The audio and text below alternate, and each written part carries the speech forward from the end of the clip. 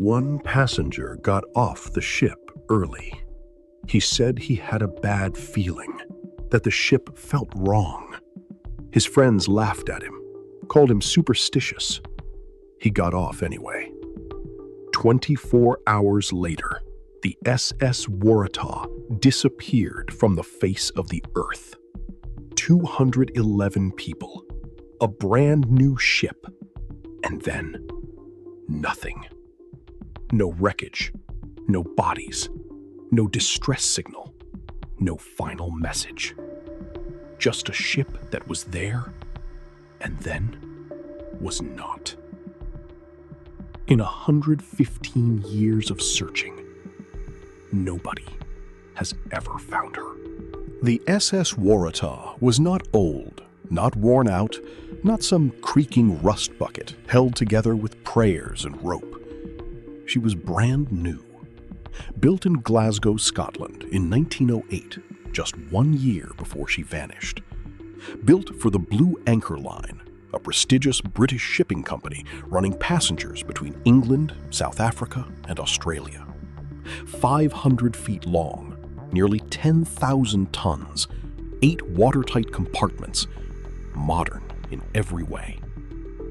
The company advertised her as practically immune from any danger of sinking. A ship described as practically unsinkable, disappearing without a trace 3 years before the Titanic. She was on only her second voyage. The passengers boarding in Durban on July 26, 1909, had no reason to be afraid. Families, business travelers, immigrants heading home after trying their luck in Australia. A young crew member named Lance Burgess, 25 years old, who had proudly written to his family about his new posting on this magnificent ship. Except one man was afraid. A passenger named Claude Sawyer had been on the Waratah for the previous leg from Australia. During that journey, he became increasingly disturbed by how the ship moved.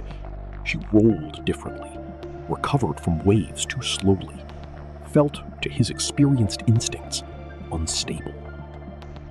He had nightmares, strange, vivid dreams he could not shake. In Durban, he made his decision. He got off. His companions thought he was ridiculous. He stood on the dock and watched the Waratah sail away. He was the last person to see her alive. July 26th, evening. The Waratah departs Durban. The weather is not perfect.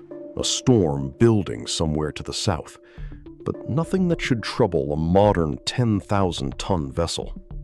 The route is familiar, the captain experienced. At 4 a.m. on July 27th, the last confirmed sighting. A passing steamer, the Clan McIntyre, spots the Waratah in the darkness. The two ships exchange lamp signals, name and destination. Completely routine. The Waratah signals back. Normal. Nothing wrong. That is the last anyone ever hears from her. The weather worsens through July 27th. A serious storm builds along the South African coast. Another ship in the area, the SS Harlow, reports something unusual. Her captain sees a distant steamship with fire billowing excessively from her funnel. Then 2 flashes of light, like explosions. He moves on. Nobody connects it to the Waratah. Not yet.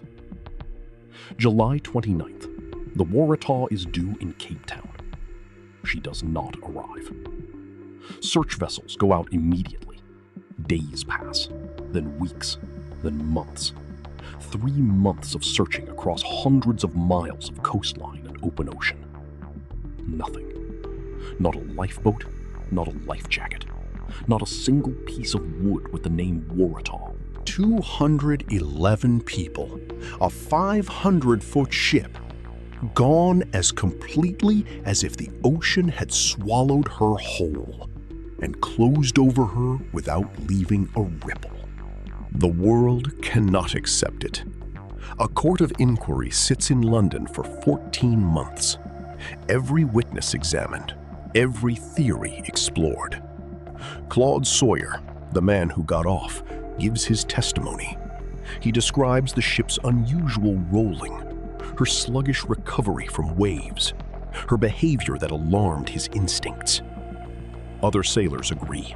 She was top-heavy, too much weight in the wrong places. In calm water, fine. In a serious storm, potentially fatal. The most likely explanation, a massive rogue wave. The South African coastline is one of the most dangerous stretches of ocean on Earth, where the Indian Ocean meets the Atlantic, where currents collide and create waves of extraordinary size, appearing without warning. A wave so enormous it rolled the Waratah over. Too fast for any distress signal, too complete for any wreckage to surface. But here is what haunts every investigator. No wreckage was ever found. When ships sink, they leave something. Life jackets, cargo, personal belongings. The ocean gives something back. The Waratah gave nothing.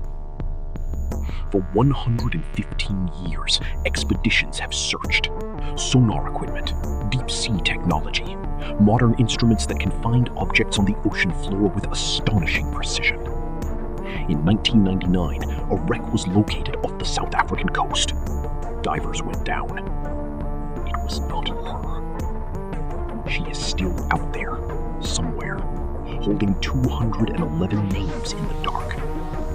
And Arthur Conan Doyle, the man who created Sherlock Holmes, was so disturbed by the mystery that he conducted a seance to contact the passengers. The man who spent his life solving impossible mysteries could not solve the... If you were alive in 1909, this story terrified the world. We live in an age of satellites and GPS and emergency beacons that can locate a ship anywhere on Earth within minutes. Ships do not simply vanish anymore. But in 1909, they could. A brand new ship, practically unsinkable, routine coastal voyage, conditions that dozens of other ships sailed through safely. Gone, without a single word. The families of 211 people waited for news that never came. Claude Sawyer, the man who got off, carried the weight of that decision for the rest of his life. Not guilt, something harder to name. The knowledge that something warned him, that he listened, that 211 others had no warning at all. The SS Waratah is called Australia's Titanic, but in one way she is more disturbing. We know what happened to the Titanic. We know where she is. We have visited her, photographed her, told her story in every language. The Waratah we cannot visit, cannot find, cannot photograph. She is simply gone.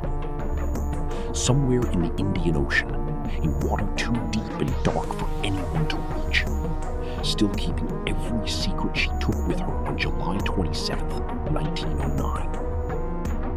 And 115 years later, she has never told a single